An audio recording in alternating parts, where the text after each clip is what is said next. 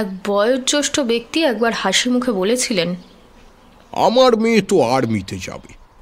ভালো লাগলো শুনে, বললাম, বাহ, এ তো দারুণ ব্যাপার। ছোট্ট থেকে মার্শাল আর্ট শেখে, শতকোণ স্টাইল, এছাড়াও হর্স রাইডিং, আর্চারি এইসব শিখিয়েছি। মেয়ে হয়ে থাকলে হবে, ছেলে হতে হবে শের শের, বুঝলে হে? ওইসব প্যানের রান্না বান্না আর ঘর সংসার নিয়ে বসে থাকলে চলবে না। Be a man. এতক্ষণে জমা শ্রদ্ধাটা এই শেষ পাতে চাটনিটুকু খেয়ে একেবারে চটকে গেল, জানেন তো। আমি মুখে প্রশ্ন নিয়ে কিছুক্ষণ তাকিয়ে রইলাম তার দিকে, তারপর বললাম, বুঝলাম না, ছেলে হতে হবে মানে? ও মেয়ে হয়ে এগুলো করতে পারে না? আরে টম বয়স হলে আর মেয়ে হলো কিসের? মেয়ে ফেয়ে মানে এই ধরো না, একটু মেয়েলি, মানে সখী টাইপের ব্যাপার, বুঝলে তো? মানে যেমন ধরুন ইন্দিরা গান্ধী, মেরি কম, কল্পনা চাওলা, এদের কথা বলছেন? তোমকে গেলেন বটে, কিন্তু থামলেন না।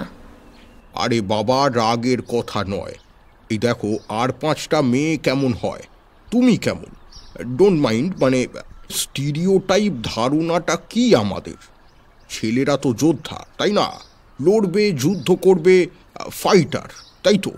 আর মেয়েরা ধরো সংসার টংসার এইসব নিয়ে, মানে গার্ল থিংস। আমার মেয়েকে অন্যরকম বানিয়েছি, ছেলেদের মতন। তাতে নিন্দুকেরা মদ্দাই বলুক আর টমবয় বলুক। সংসারটা ফাইট নয় বলছেন? প্রশ্নটা মনে এসেছিল, তবে চেপে গেলাম। কি বলবো এনাকে? ইনি তো সমাজের সিংহভাগের প্রতিনিধি মাত্র। এরকম তো ভাবি আমরাও, তাই না? আমরা সবাই ডিসক্রিমিনেশন আর স্টিরিওটাইপকে মজ্জাগত করে চলা হাঁপামোর জনগণ। ছেলেকে শের আর মেয়েকে স্বভাবসিদ্ধ মিউ বিড়াল ভাবতেই শিখে এসেছি। একটা মেয়ে ছোট করে চুল কেটে বারমুডা পরে মার্শাল আর্ট শিখলে সে ধিঙ্গি বা মদ্দা। আর একটা ছেলে যদি মনে প্রাণে সাজগোজ ভালোবাসে, নম্র স্বভাব আর আবেগপ্রবণ হয়, বা ধরুন ওই মন থেকে মেয়ে হতে চায়, তাহলে সে মাইয়া বা ছক্কা। আবার এলজিবিটি কমিউনিটিকে সাপোর্ট করে পোস্ট ইত্যাদিও করি আমরা। সত্য সেলুকাস, আপনি যতটা দেখেছিলেন তার চেয়েও ঢের বেশি বিচিত্র, ঢের বেশি বিটকেল, ঢের বেশি হিপোক্রিট এই দেশ।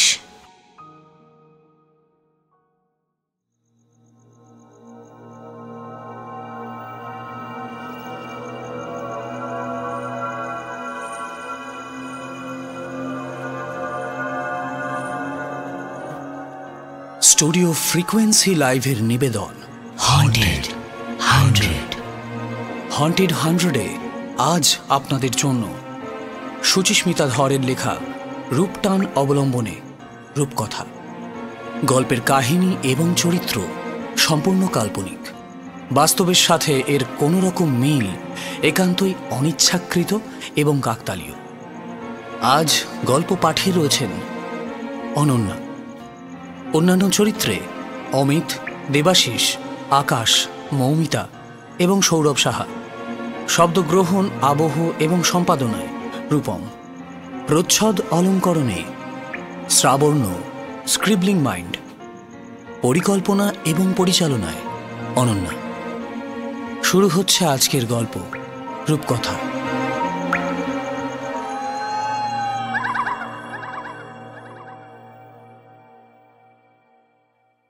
1960 সালের Kolkata. Ladies hostel, Bakulbagan road, Chakraberia এলাকা।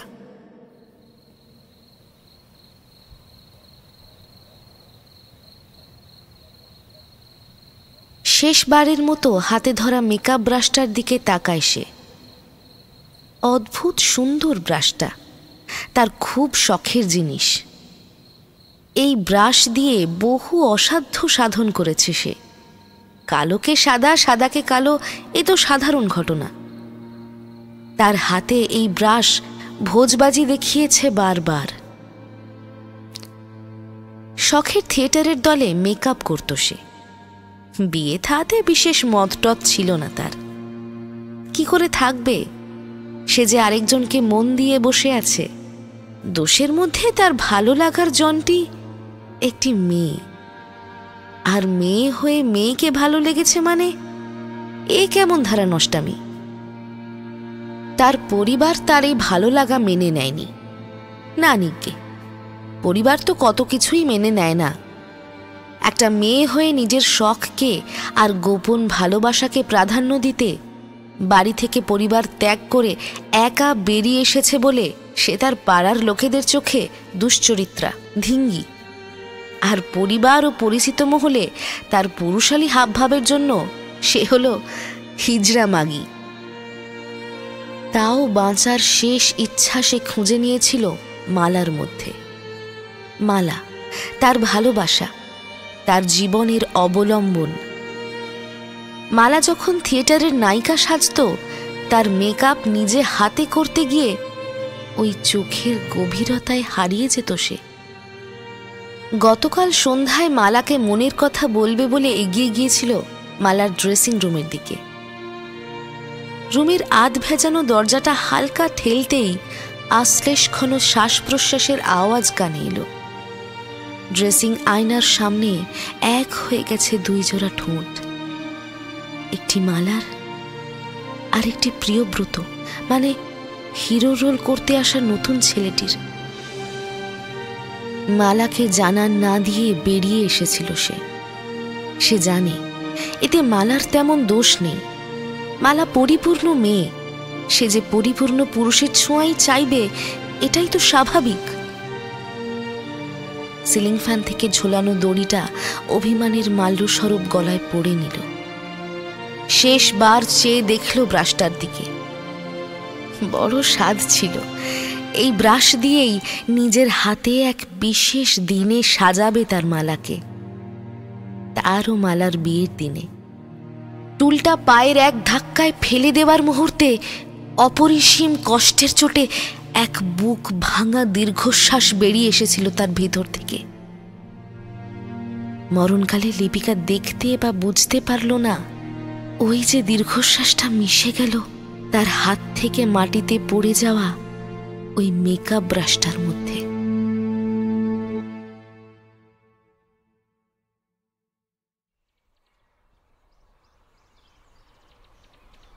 উনিশশো সালের কলকাতা, একটি মাঝারি মানের ছেলেদের উচ্চ মাধ্যমিক স্কুল, বকুলবাগান, চক্রবেড়িয়া অঞ্চল।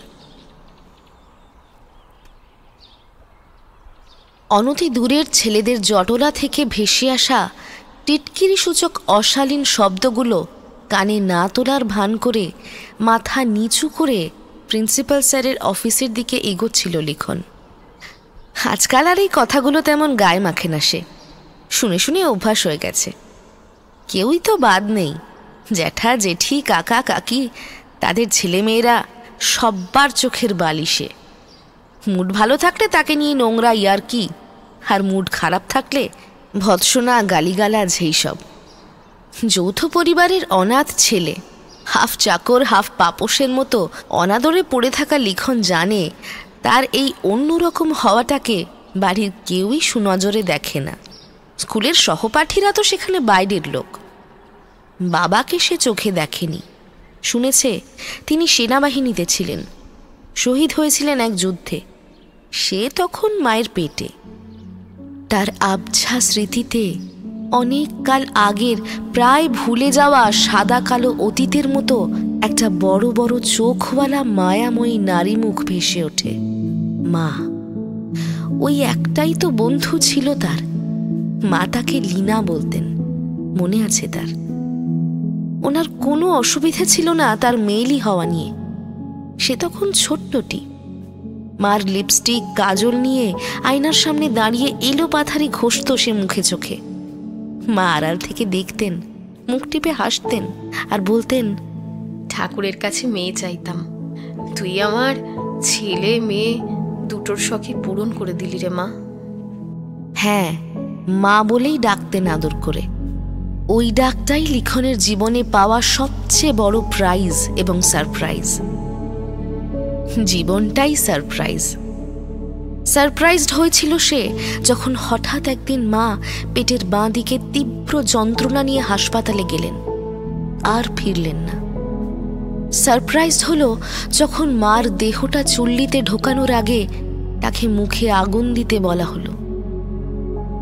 আরো বড় সারপ্রাইজ এটা ছিল, সে যখন কি করবে বুঝতে না পেরে হাঁ করে তাকিয়েছিল, তখন জেঠু খেঁকিয়ে উঠে বললেন, মেয়ে ছেলের মতো ঘ্যান ঘ্যান করে না কেঁদে মুখাগ্নিটা কর, অপয়া কোথাকার। অপয়া, মাগি, মাইয়া এইসব উপাধিগুলোর তলায় তার মার দেওয়া আদরের লীনা নামটা চিরকালের জন্য চাপা পড়ে গেল। বাবার রেখে যাওয়া টাকা কটার জন্য পরিবারের তরফে বিস্তর গালি আর কটাক্ষ সম্বলিত খাওয়া পড়া আর পড়াশোনার খরচটা চলে যায়। এত কিছুর মধ্যেও টিফিনের পয়সা বাঁচিয়ে নিজের শখটা টিকিয়ে রেখেছে সে। শখ মেকআপ। সেই যে মার প্রসাধনীগুলো ফুরিয়ে তো গেছে কবেই, তাও যতদিন ছিল ওগুলো দিয়ে আয়নার সামনে দাঁড়িয়ে হাত মকশো করত সে। জাত শিল্পীর হাত তার। এত চমৎকার মেকআপ কোনো প্রফেশনাল আর্টিস্ট ছাড়া কোনোভাবেই সম্ভব নয়। কেউ যে তাকে শেখায়নি তা বলা বাহুল্য। এ ক্ষমতা তার ঈশ্বর প্রদত্ত। হাতের অসামান্য কাজে অচিরেই ফুটে উঠত কোনো অপরূপা সুন্দরী, কখনো বা দুর্গা, কালী, কখনো বা সরস্বতীর মুখ। মেয়ে সাজতেই ভালো লাগতো তার। মননে চিন্তনে যে ভীষণভাবে মেয়ে ছিল সে। রাতের অন্ধকারে সকল পরিহাসকারীরা ঘুমের অতলে তলিয়ে গেলে তখন জেগে উঠত তার শিল্পসত্তা। টিফিন অর্ধেক দিন খেতই না। টাকা বাঁচিয়ে কম দামি ফাউন্ডেশন, কম্প্যাক্ট, ব্লাশ, লিপস্টিক এইসব কিনত। নিজের খেয়াল নিয়ে নিজের মতো থাকাটাই পছন্দ ছিল তার। ইচ্ছে ছিল বড় হয়ে রূপটান শিল্পী হবে সে, যাকে বলে মেকআপ আর্টিস্ট। বিধিত বাদ সাধার জন্য উন্মুখ হয়েই থাকেন। স্কুলের বার্ষিক ক্রীড়া প্রতিযোগিতার যেমন খুশি সাজতে মা লক্ষ্মী সেজে কলসি কাঁখে নিয়ে দাঁড়িয়েছিল। একথা কোনো প্রতিবেশী দর্শক বা ভাই বোন মারফত বাড়িতে পৌঁছতেই জেঠু বেদম মার মারলেন। শালা জন্মের পরে হিজড়াদের কাছে দিয়ে এলে হতো শালা। অভুক্ত অবস্থায় বিছানায় পড়ে ফোঁপাতে ফোঁপাতে সে শুনতে পেয়েছিল, পুরুষ হয়ে মেয়ে ছেলে সাজা পাপ, মেয়েদের মতো হওয়া পাপ, মেয়ে হতে চাওয়াটাও পাপ। এই কথা ছোট থেকে তার মাথায় গুঁজে দেবার চেষ্টা করে বিফল হওয়া লোকগুলোর এখন শুধু ঘৃণা আর ফ্রাস্ট্রেশন তার প্রতি। দুদিন পর আজ ব্যথা কমায় সে স্কুলে আসতে পেরেছে। এসেই শুনে প্রিন্সিপাল স্যারের জরুরি তলব। লিখন যেন অবশ্যই টিফিনের ঘণ্টা পড়লে তার সাথে একবার দেখা করে। মনে চাপা ভয় নিয়ে তাই সেখানে যাচ্ছে সে। ভয় বা উদ্বেগ। স্যারও কি তার মেয়ে সাজাতে অসন্তুষ্ট হয়েছেন? স্কুল থেকে বের করে দেবেন কি? আর তো কেউ পড়াবে না তাহলে তাকে। বাড়ির ভোগান্তির থেকেও বেশি দুশ্চিন্তা তার এই নিয়ে।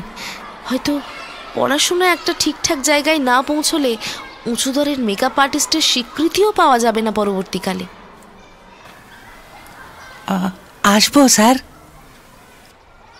কাঁপা গলায় দরজার বাইরে থেকে প্রশ্নটা করে লিখন। কে রে, লিখন এলি? কই, স্যারের গলাটা তো তেমন রাগী মনে হচ্ছে না। আয় আয়, বস। স্যার বসতে বললেও দাঁড়িয়ে রইল সে। স্যারের ঘরে বসতে নেই। কে সাজিয়েছিল রে সেদিন তোকে? আমি নিজেই। স্যারের প্রশ্নের উত্তরে মাথা নিচু করে জানায় সে। মনে আশঙ্কা, এই বুঝি বকা খায়। হয়তো পরিহাস করে বকবেন, লজ্জায় কুঁকড়ে যায় সে। কি সুন্দর লাগছিল রে, আমি তো অবাক হয়ে গেলাম দেখে। মেয়ে মানুষ হলে বেশ মানাতো তোকে। মেয়ে মানুষ? একটু কেমন যেন শোনালো না কথাটা। স্যার চেয়ার থেকে উঠলেন। লিখন সব ভয়ে চোখ তুলে তাকালো। মারবেন নাকি? না, দরজার দিকে এগোচ্ছেন স্যার। ছিটকিনি তুলে তার দিকে ফিরলেন। এদিকে আয়। আমায় বলছেন? দেখো কাণ্ড। আরে তুই ছাড়া আছেটা কে ঘরে? হ্যাঁ, বলে নিজেই এগিয়ে এলেন তার দিকে। তার গায়ে মাথায় ক্রমে তলপেটে ও পুরুষাঙ্গে হাত বোলাতে লাগলেন। চরম অস্বস্তিতে ছিটকে সরে গেল লিখন। কি রে, কেউ দেখেনি আগে? হ্যাঁ, আরে লজ্জা কিসের রে? তোদের তো এই কাজ, কাজে সব পরীক্ষায় পাশ করিয়ে দেব। আমার রানী হয়ে থাকবি। আয় আয়। কেউ দেয়নি মানে? ক্লাস 8-এর লিখন বুঝতে পারছিল না স্যারের চোখ মুখটা এমন অদ্ভুত লাগছে কেন। অঙ্কে দুর্বল না তুই? অঙ্কের মেহির বাবু তোর কথা বলছিলেন, উনি বোধহয় বাড়িতে ডাকবেন। আমাকে এই অফিসেই খুশি করে দিলে হবে। আয় আয় আয়, দেরি করিস না, আয় আয় আয়। স্যার এগিয়ে এসে লিখনের প্যান্ট ধরে মারলেন এক টান। চিৎকার করে কোনো মতে প্যান্টটা টেনে দরজার ছিটকিনি খুলে দৌড়ে পালায় সে। তুই চোখ বোবা কান্নায় ভেসে যেতে থাকে। ব্যাগ বই খাতা পড়েই থাকে ক্লাসরুমে। এক ছুটে স্কুল থেকে বেরিয়ে পড়ে সে। টিফিন চলছে বলে দারোয়ান আটকালো না। লিখন দিক বিদিক জ্ঞান শূন্য হয়ে স্কুল বাড়ির পেছন দিকের পোড়ো জমিটায় চলে আসে। স্কুলের পেছন দিকটা জঙ্গল মতো, অজানা ঝোপঝাড় আর ঝাঁকড়া গাছের রাশি, পোড়ো সরকারি জমি। এখানে এককালে একটা লেডিজ হোস্টেল ছিল, বেশ অনেক বছর আগে। এখন সেসব উঠে গেছে। হোস্টেল বাড়িটার ভগ্নাবশেষ টিকে আছে কোনো মতে। দিনের বেলাতেও একটা গা ছমছমে ভাব। লিখন এগিয়ে যায় সেই দিকে। আজ বড় বেশি করে মাকে মনে পড়ছে তার। মা থাকলে কি এই দুনিয়া এত অবিচার করতে পারত তার সাথে? শুধু সে পুরুষালী নয় বলে মেয়েলি হওয়া কি এতটাই অপরাধ? স্যার কি করতে চেয়েছিলেন তার সাথে? মা যাওয়ার সময় তাকে নিয়ে গেল না কেন? কেন ফেলে গেল এই নরকের মধ্যে?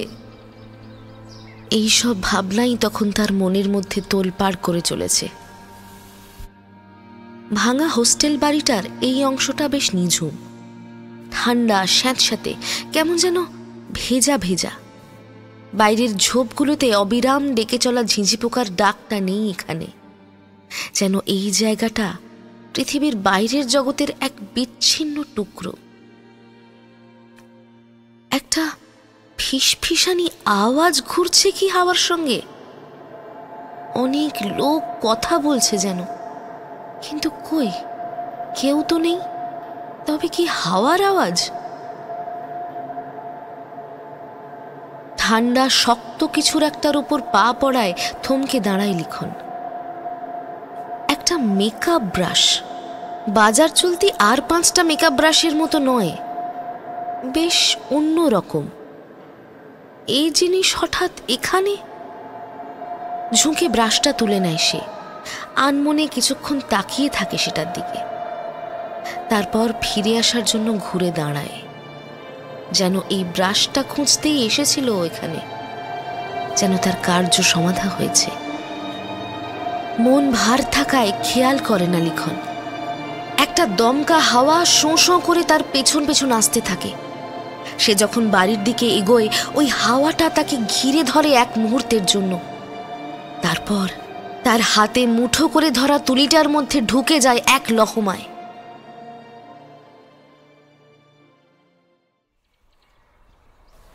এই কিরে, তুই এখন বাড়ি এলি যে? কিরে, ব্যাগ কোথায়? হ্যাঁ? কাকিমার প্রশ্নগুচ্ছের কোনো উত্তরই না দিয়ে ধীর পায়ে নিজের ঘরের মধ্যে ঢুকে দরজা দিল লিখন। মাথাটা ঝাঁ ঝাঁ করছে। বিছানায় উপুর হয়ে শুয়ে শুয়ে কাঁদতে থাকে সে। অচিরেই তলিয়ে যায় ক্লান্তি ও হতাশার গভীর ঘুমে। দিন গড়িয়ে সন্ধ্যা হয়। আধো ঘুমে কানে আসে বন্ধ দরজার বাইরে জেঠুর আস্ফালন। হারামির বাচ্চা প্রিন্সিপাল স্যারকে গালাগালি দিয়ে অপমান করে স্কুলে ব্যাগ বই ফেলে বেরিয়ে এসেছে শুনলাম। তোকে স্কুলে আর রাখবে না রে কুত্তা। এবার বানে মানে বাড়ি থেকে বিদে হ দেখি। শালা আপদ বালাই, গলগ্রহ কোথাকার। একবার ভেবেছিল বাইরে বেরিয়ে সত্যিটা বলে দেবে, কিন্তু শরীর আর মন তার সঙ্গ দিল না। তাছাড়া কি লাভ? কে বিশ্বাস করবে তাকে? তার তো কেউ নেই। গভীর রাতে একটা হিমশীতল স্পর্শ প্রায় ছ্যাঁকার মতো গায়ে লাগে তার। চমকে জেগে ওঠে সে। কটা বাজে এখন? মা বাবার ফটোর পাশে টাঙানো ঘড়িটাতে সময় দেখল রাত 2:30। হাত পা বেশ ঝরঝরে লাগছে এখন, কিন্তু এই অন্ধকার ঘরে ঘড়ি দেখল কি করে সে? ওই ওই ঠান্ডা ছ্যাঁকাটাই বা কিসের? অবাক লিখন দেখল যে মেকআপ ব্রাশটা সে কুড়িয়ে পেয়েছিল সেই পুরো হোস্টেলের জমি থেকে, সেটার ব্রিসেলস থেকে একটা অপার্থিব নীল আলো বেরোচ্ছে। অল্প অথচ জোরালো আলো। ব্রাশটার হ্যান্ডেলটা অসম্ভব ঠান্ডা। ফ্রিজের বরফ চেপে ধরলে যেমন কিছুক্ষণ পরে হাতে ব্যথা করে, তেমনি এটাও ধরে থাকা যায় না বেশিক্ষণ। কোথাকার ব্রাশ এটা? কোন কারখানায় এমন চমকদার জিনিস তৈরি হয়? ব্রিসেলসগুলোতে কি ফসফরাস জাতীয় কিছু লাগানো আছে? ওই ওই আলোটা কিসের? আচ্ছা, এটা একটু ব্যবহার করলে হয় না? একবার মায়ের মতো সাজতে ইচ্ছে করছে। মায়ের ফটোটার দিকে আবারও তাকায় লিখন। নীলচে আলোয় তার মুখখানি আরো মায়াবী, আরো সুন্দর লাগছে। চোখে আবার জল ভরে আসে তার। এ কান্না অভিমানের, এ কান্না অপার দুঃখের। কেউ ভালোবাসে না তাকে, কেউ না। হাতের উল্টো পিঠে অপমানের অশ্রু মুছে ব্রাশটা হাতে তুলে নিল লিখন। অদ্ভুত সুন্দর একটা ব্রাশ। ডাঁটিটা সম্ভবত অ্যান্টিক সিলভারের। তাতে কালের প্রকোপে কালচে ছোপ ধরে মাকড়সার জালের মতো জটিল নকশা তৈরি হয়েছে। বেশিক্ষণ ওইদিকে তাকিয়ে থাকলে চোখে ধাঁধা লেগে যায়। ফেরুলটা নিকষ কালো, ঠিক যেন অমানিসার মধ্যরাতের নক্ষত্র ছটা বিহীন ঘন কৃষ্ণ আকাশ। ব্রিসেলসগুলো আবার নীল। মেকআপ ব্রাশের এমন নীল রঙা ব্রিসেলস এর আগে কখনো দেখেনি সে। তবে আশ্চর্য সে নীল রং। ওই নীলে কোনো স্নিগ্ধতা নেই। 1000 বছরের চেপে রাখা সুতীব্র প্রতিহিংসার মতো নীল রং। এনভায়াস ব্লু। সেই জোরালো নীল রঙের থেকেই এই নীলচে আগুনের মতো আলোক ছটা বেরোচ্ছে। ব্রাশটা ছোঁয়া মাত্র এক শিহরণ লাগে তার গায়ে। সে জানতেও পারল না যে ব্রাশটা তাকে ছোঁয়া মাত্র সে আর নিজের মধ্যে রইল না। নিজের উপর নিয়ন্ত্রণ হারিয়ে যেতেই লিখনের সত্তাও বেদখল হয়ে গেল। জেগে উঠল অন্য কেউ। পাথরের মতো অবিচল হয়ে যায় সে। ব্রাশটার দিকে এক মুহূর্ত তাকিয়ে থাকে অপলক। তারপর ড্রয়ার থেকে বের করে আনে সযত্নে লুকিয়ে রাখা বেস, কম্প্যাক্ট কালো ও নীল রঙের ডার্ক শেডস। প্যালেটে সযত্নে তৈরি করে লাল কালো মেশানো রক্তের রং। কপালে আঠা দিয়ে জোড়ে এক টুকরো ছেঁড়া টিস্যু পেপার। তারপর কালার প্যালেট থেকে ব্লাড রেড রংটা মাখায় ব্রাশে। সযত্নে সেই কালচে লাল রঙের রেখা টেনে দেয় টিস্যু পেপারের উপর দিয়ে। এতে কাটা চামড়ার এফেক্ট হয়। তুলির নিপুণ টানে ধীরে ধীরে আয়নায় ফুটে উঠতে লাগলো এক নারকীয় জীব। ওপারের অতল আঁধার থেকে উঠে আসা এক ডার্ক এন্টিটি। কালো কোটরগত চোখ, চামড়া খসে পড়া রক্তশূন্য মুখ, কপালের বাঁ দিকে একটা গভীর ক্ষত। টাটকা রক্ত চুইয়ে পড়ছে সেই ক্ষত থেকে। সারা মুখে এখানে ওখানে মারধরের চিহ্ন। কেউ খুব যন্ত্রণা দিয়েছিল তাকে কোনো কালে। মেকআপ শেষ করে নিঃশব্দে হাসল লিখন। তারপর ঘর থেকে বেরিয়ে পড়ল। বিছানায় গভীর ঘুমে আচ্ছন্ন অকৃতদার পরিতোষ সামন্ত, বরদা সুন্দরী উচ্চ মাধ্যমিক বিদ্যালয়ের প্রিন্সিপাল। আজ খুব মাথা গরম নিয়ে ঘুমোতে গেছেন তিনি। ছোঁড়ার দারুণ তেজ তো, একেবারে স্কুল ছেড়ে বেরিয়ে গেল। তোর জ্যাঠাকে পয়সা খাইয়ে কিভাবে তোকে দেওয়াল ধরাতে হয় তার ব্যবস্থা করব শুয়ালের বাচ্চা মাইয়া। বাথরুমে নিষ্ফল ক্রোধের সাথে উন্মাদের মতো সমেহন করতে করতে ভাবছিলেন তিনি। অবশেষে ক্লান্ত হয়ে শুয়ে পড়েছেন। কিসের একটা আওয়াজ আসছে না? একা মানুষ, টাকা কড়ি সব ব্যাংকে থাকে, ভয় ডর তেমন একটা নেই তার। তাই এই 2 কামরার ভাড়া বাড়িতে তার কোনো বিশেষ নিরাপত্তার বন্দোবস্তও করেননি তিনি। রাতে দরজায় খিল তুলে ঘুমোতে যান, ব্যাস। একটানা ঘস ঘস আওয়াজে ঘুমটা ভেঙে গেল। বিছানায় উঠে বসলেন বছর 50-এর পরিতোষ। শোয়ার ঘর থেকে বেরিয়েই এক ফালি ড্রয়িং বা ডাইনিং রুম, সেটা পেরোলেই বড় দরজা। বাইরে থেকে কেউ খিলটা ঠেলছে, আর তাতেই কাঠে কাঠে ঘষা লেগে হচ্ছে এই খসখসা আওয়াজটা।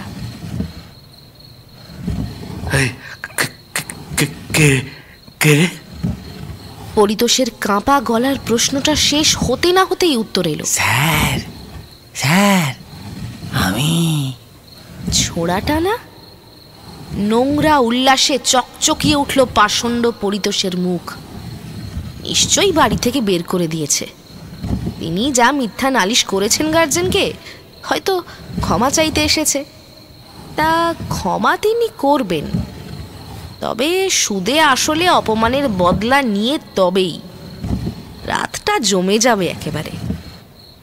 দরজা খুলে প্রথমটায় একরাশ ধোঁয়াশা ছাড়া আর কিছুই দেখতে পেলেন না।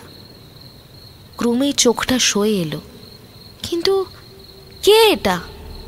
বাইরের প্যাসেজের জমাট অন্ধকারে কুঁজো হয়ে দাঁড়িয়ে আছে একটা বিভৎস মূর্তি। এটা তো চন্দনা। ভীত নির্বাক পরিতোষবাবুর মনে পড়ে গেল আজ থেকে প্রায় বছর 20-22 আগের একটা দুপুরের কথা। তখন সবে বছর 3 চাকরিতে ঢোকা পরিতোষ টার্গেট করেছিলেন ক্লাস 11-এর ছাত্র মুখচোরা মেলি চন্দন হাজারিকে। অফিসে ডেকে এনে বলপূর্বক তার শ্লীলতাহানি করেন।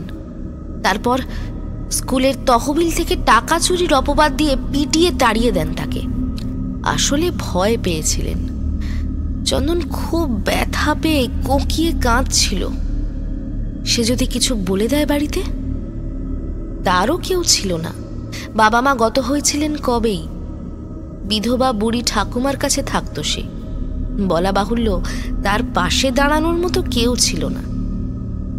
এক ভুলে যাওয়া ইতিহাসের মতোই অপসৃত হয়ে গেল রাস্টিগেটের চোর স্কুল ড্রপ আউট চন্দন হাজারি।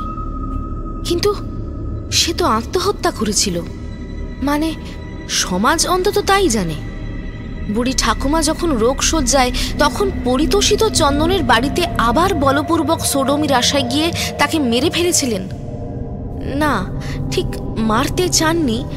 যখন তিনি জোর করছিলেন তখন পালাতে গিয়ে তার মাথা ঠুকে যায় খাটের কোণায়। কপাল কেটে দরদর করে রক্ত পড়তে থাকে। ওই তো সেই দাগটা, এখনো তাজা রক্ত গড়িয়ে পড়ছে ক্ষতটা থেকে। পরিতোষের ঘর্মাক্ত গলার দিকে হাতটা বাড়িয়ে দেয় চন্দন। মুখ ঘুরিয়ে পালাতে গিয়ে পা পিছলে পড়ে গিয়ে পরিতোষের মাথাটা সজোরে ঠুকে যায় ডাইনিং টেবিলের কোণায়। ডিপ ইনজুরি, সাথে সাথে মৃত্যু। মৃত্যুকালীন চোখ বুজে আসার আগে পরিতোষ দেখলেন ভাবলেশহীন পাথরের মতো মুখ করে দরজার সামনে দাঁড়িয়ে আছে লিখন। আস্তে আস্তে পেছন ফিরে হাঁটতে থাকে সে। ক্রমে অন্ধকারে মিলিয়ে যায় তার শরীর। ডাইনিং টেবিলের নিচে পড়ে থাকে পরিতোষের প্রাণহীন দেহটা।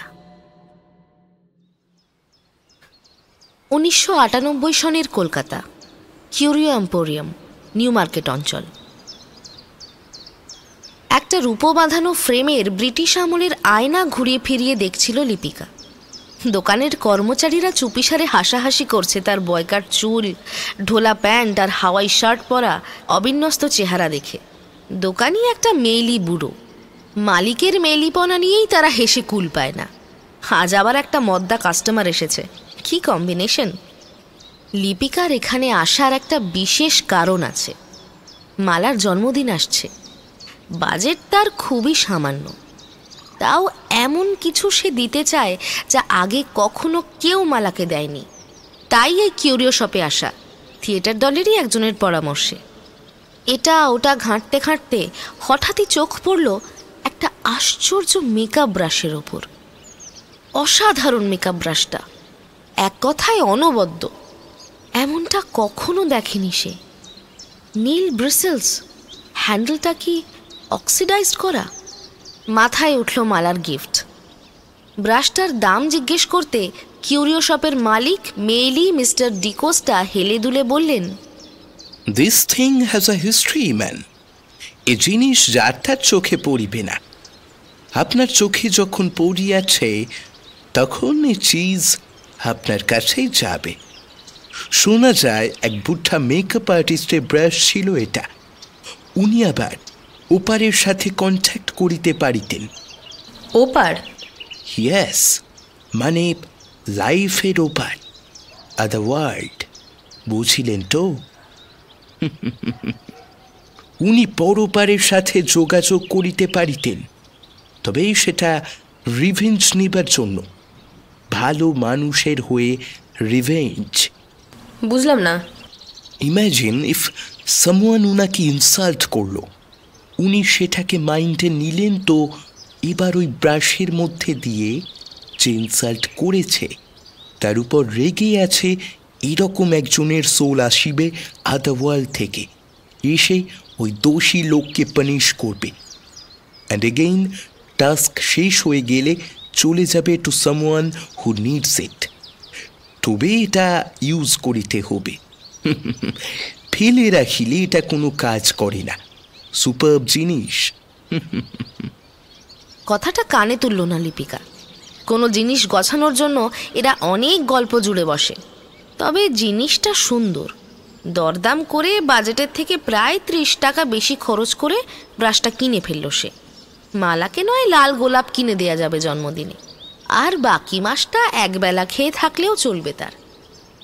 লিপিকার চলে যাওয়ার পথের দিকে এক দৃষ্টে তাকিয়ে রইলেন জেমস ডিকোস্টা। এ জিনিস তার নিজের পরখ করা। জীবনে প্রথমবার কোনো জিনিস বিক্রি করার স্বার্থে সেটার নামে মিথ্যে বলেননি তিনি। 1990 সনের কলকাতা, বকুলবাগান রো, চক্রবেড়িয়া এলাকা। বাইরে নারীকণ্ঠের উত্তেজিত কথাবার্তার আওয়াজ শুনে ঘুমটা ভাঙতেই লিখন দেখল তার হাতের মুঠোয় ব্রাশটা ধরা। এটা নিয়ে ঘুমোতে গেছিল সে। কতক্ষণ ঘুমিয়েছে? খুব বেলা হয়ে গেল কি? বাইরে এত চেঁচামেচি কিসের? ক্রমে ঘোর কাটতে আস্তে আস্তে মনে পড়ল গতকাল দুপুরে স্যারের নোংরামি, তার স্কুল ছেড়ে বেরিয়ে আসা, জেঠুর গালিগালাজ। আর কখনো স্কুল যাবে না সে, বাড়িতেই থাকবে। আর না হলে মা বাবার ছবি নিয়ে চলে যাবে যেদিকে দু চোখ যায়। কান্নায় আবারও চোখ ভিজে যায় তার। কিন্তু বাইরে এত চেঁচামেচি কিসের? আস্তে করে দরজাটা খুলে মুখটা বের করল সে। জেঠিমা হাত পা নেড়ে কাকুকে কি সব বলছেন। পাশে জেঠু হাঁ করে দাঁড়িয়ে রয়েছেন, চোখে মুখে যেন ভীতি মেশানো বিস্ময়। আরে ওদেরকে এসব বলতে নেই ঠাকুরপো, ওদের অভিশাপ খুব লাগে, আশীর্বাদও লাগে। আমি তো তোমার দাদাকে বলে বলে একেবারে মুখে ব্যথা করে ফেললাম। আরে দুটো খায় বই তো নয়, কারণ পাকা ধানে তো আর মই দিচ্ছে না রে বাবা। ওর পেছনে কেন লাগা খামোখা বাবু? ওদের মার খুব জোরালো, ওর সাথে অশান্তি করতে যেও না তোমরা। জেঠিমার কথাগুলো শেষ হওয়ার আগেই প্রথমে জেঠু, তারপর কাকুর চোখ পড়ল দরজায় দাঁড়িয়ে থাকা লিখনের উপর। জেঠিমা তড়িঘড়ি রান্নাঘরের দিকে একরকম পালিয়েই গেলেন। জেঠু একটু গলা খাঁখারি দিয়ে বললেন, তো তোদের আজ স্কুল ছুটি। প্রিন্সিপাল স্যার রাতে হার্ট ফেল করে মারা গেছেন। মাথা ঘুরে পড়ে টেবিলে মাথা ঠুকে গিয়েছিল, হ্যামারেজ হয়ে। কাকু কথাটা মাঝপথে থামিয়ে দিয়ে বললেন, আরে ছাড়ো না, ও বাচ্চা ছেলে, এসব জেনে কি করবে। কিরে, পাবদা মাছ খাবি তো? আজ খুব ফ্রেশ পাবদা এনেছি। শরীর ঠিক তো এখন? তোর বই খাতা দাদা নিয়ে এসেছিল কাল। যা, মুখ ধুয়ে পড়তে বস, আমি আসছি, ইংরেজিটা দেখিয়ে দেব। ঘরে ঢুকে মার ছবিতে একবার হাত বোলালো সে। মায়ের মুখটা আজ একটু হাসি হাসি লাগছে না? আজ দিনটা বেশ ভালো, বেশ অন্যরকম। সবাই ঘুমালে আজ একবার মায়ের মতো সাজতেই হবে। ব্রাশটা কোথায় গেল? তন্ন তন্ন করে সারা ঘর খুঁজতে থাকে লিখন। না, গেল কোথায়? কোনো চিহ্ন নেই সে জিনিসের, কোথাও নেই।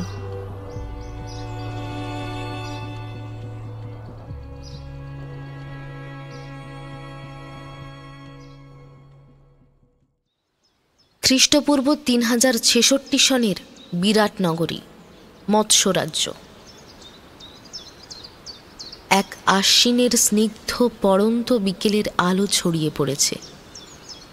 বিশাল বারান্দার চিকের আড়াল থেকে পার্শ্ববর্তী মহলের ছাদে তাকিয়েছিলেন তিনি। ওই মহলের ছাদে রাজকুমারী উত্তরা তাঁরই শেখানো নৃত্য তার সখীদের সঙ্গে অভ্যাস করছেন। রাজকুমারীর পোষা লক্কা পায়রাগুলি গলা ফুলিয়ে ডেকে ডেকে ঘুরে বেড়াচ্ছে। ভারী সুন্দর লাগছে দেখতে। গুরুমা, দাসী রঞ্জিতার ডাকে ঘোর কাটে তার। চকিতে পিছন ফিরে তাকান বৃহন্নলা। গুরুমা, দ্বারকাধীশ কৃষ্ণ এসেছেন আপনার সাক্ষাৎ প্রার্থনায়। কক্ষে আসতে বলো। কিছুক্ষণের মধ্যেই কক্ষে প্রবেশ করলেন ভগবান শ্রীকৃষ্ণ। পরনে উজ্জ্বল পীত বস্ত্র, মুকুটে রূপ বাঁধানো শিখি পাখা, অনিন্দ সুন্দর মুখে স্মিত হাস্য। অভিবাদন জানিয়ে বৃহন্নলা বললেন, আজ হঠাৎ এই অভাগীর কক্ষে কি মনে করে? আপনি যাদব শিরোমণি, এই অপূর্ণ মানবের সাক্ষাতে এসেছেন। কৌরবরা হাসবে যে। এই শিখলে এতদিনের অভিশাপ কাটিয়ে। শ্রীকৃষ্ণের প্রশ্নে মুখ তুলে তাকায় বৃহন্নলা, চোখে অভিমানের অশ্রু। সমাজ পরিত্যাগ করেছে আমায়। আমি নপুংসক, পরিহাসের পাত্র। না হে, শিক্ষা সম্পূর্ণ হয়নি তোমার, বলে চললেন কৃষ্ণ, মুখে হাসিটি অবিচল। এই জগতে কেউ অপূর্ণ নয়, ভাগ্য সদয় তোমার।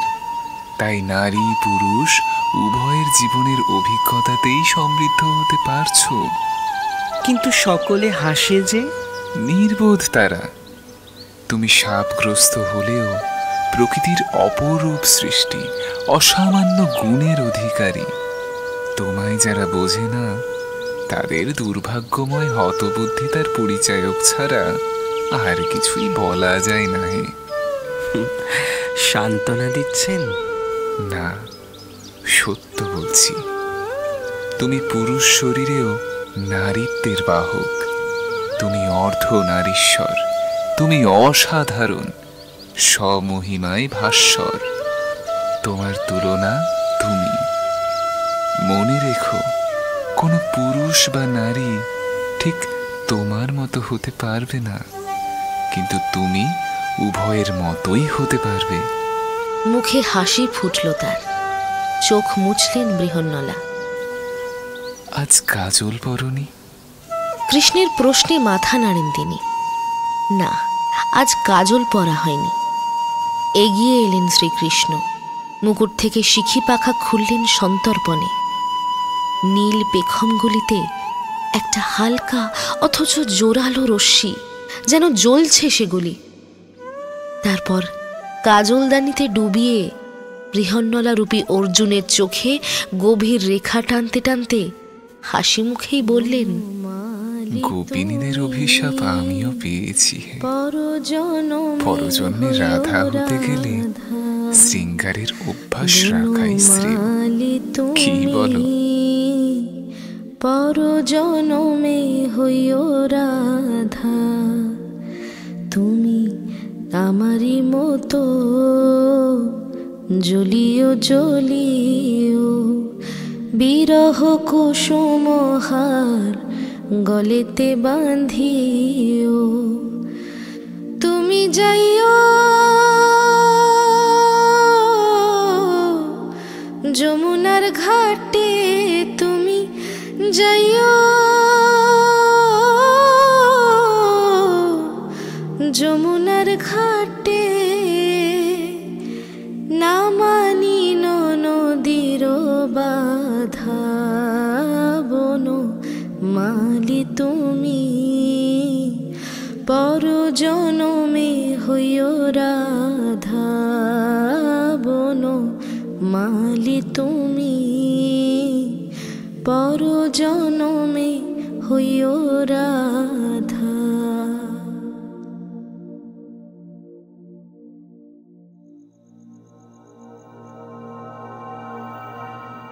এতক্ষণ শুনছিলেন সুচিস্মিতা ধরের গল্প রূপটান অবলম্বনে রূপকথা। গল্পটি কেমন লাগলো অবশ্যই আমাদের কমেন্ট বক্সে জানান।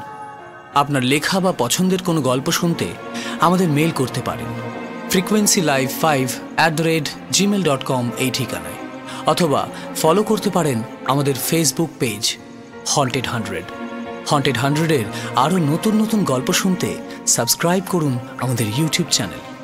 শুনতে থাকুন হন্টেড 100।